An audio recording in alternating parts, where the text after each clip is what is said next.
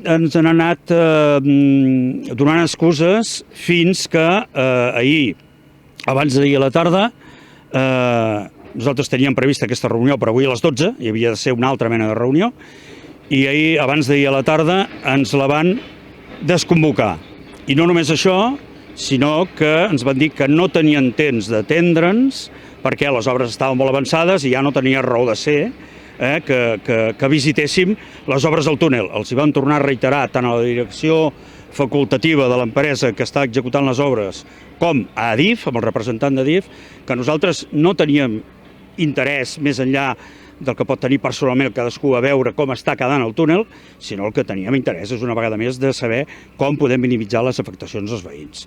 I ens va dir que en aquest sentit no ens podien atendre, que anéssim a Tarragona aquest matí, la subdelegació, que d'allà se'n parlaria.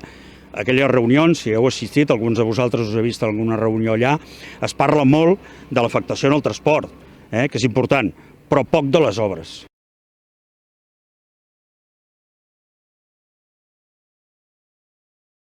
I vull que entenguem entre tots que el municipi de Roda de Berà, per tant, tots els seus ciutadans i ciutadanes són els primers afectats.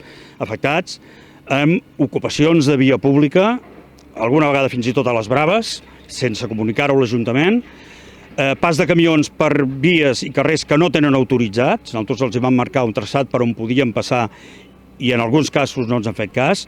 Tot això ho hem anat documentant a base de correus electrònics dirigits des de, en aquest cas, des de l'arquitecte municipal a la directora de les obres, demanant-los, doncs, primer que ens expliquin què estan fent, com acabarà tot el vial públic, tot el mobiliari afectat, fanals, senyalització horitzontal, vertical i demés, com acabarà.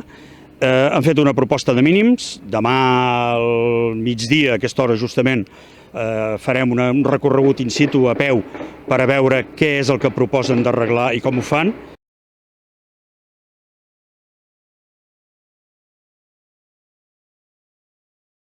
La Setmana Santa, què passarà? Setmana Santa és el punt més àlgid, i això ens ho poden confirmar segurament els càmpings, d'assistència de visitants al municipi, més que el 15 d'agost. Què passarà? Són obres que s'estan efectuant a primera línia de mar, pràcticament, tant a la vessant aquesta nord com a la sud. Igual, què passarà? El dia abans de Setmana Santa, dijous sant, tindrem els carrers nets i polits i podrem aparcar allà on vulguem aparcar o no? Això és el neguit que tenim nosaltres, sobretot, no de com s'acabarà el túnel.